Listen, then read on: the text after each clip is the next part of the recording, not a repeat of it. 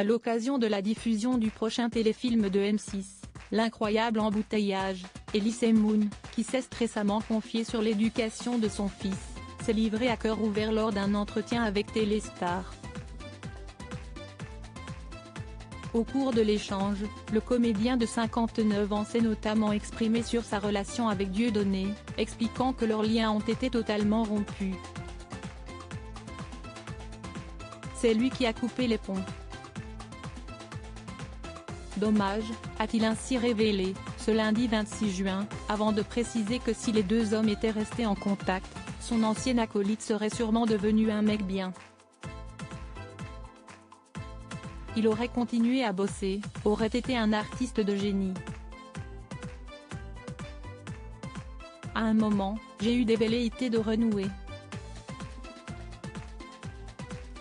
Mais depuis qu'il se pavane à Auschwitz avec Francis Lalanne, je suis définitivement vacciné, a-t-il poursuivi. Cette ancienne relation amicale, Elise Moon l'avait déjà évoquée lors d'un échange avec Nikos Aliagas dans l'émission 50 Inside, diffusée en juillet 2022.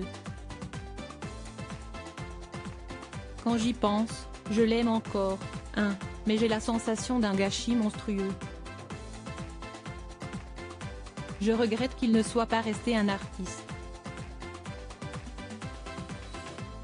Il est presque devenu un homme politique, et dans des zones un peu sombres, avait-il indiqué.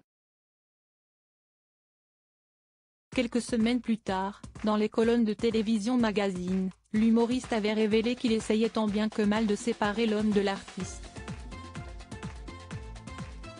Pour moi, l'homme, c'est celui avec qui j'ai vécu 8 ans de folie. Je crois qu'on a ouvert la voie à plein d'humoristes. Et puis il est drôle. Malheureusement, avait-il confié, déçu du destin de leur amitié. Supérieur à Claudia Tagbo, Valérie Lemercier, Elise Moon. Les stars réunies au photocall de vaillante Elise Moon a tout fait pour soutenir Dieudonné. Je lui dis tout le temps d'arrêter ces conneries aujourd'hui. Les deux humoristes ne s'adressent donc plus la parole. Pourtant, Elise Moon avait averti son ami à de nombreuses reprises. Sur le plateau de l'émission Buzz Télévision de Télévision Mag, diffusée le 31 mars 2022, le comédien avait notamment indiqué qu'il était inquiet du chemin pris par Dieudonné. Je lui dis tout le temps d'arrêter ces conneries. Il n'entend pas, avait-il concédé, avant de conclure. Ça a commencé chez Marc-Olivier Fogiel et ça ne s'est plus jamais arrêté.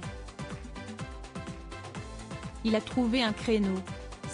Un créneau qui l'amène sur des chemins de traverse. Dans les extrêmes.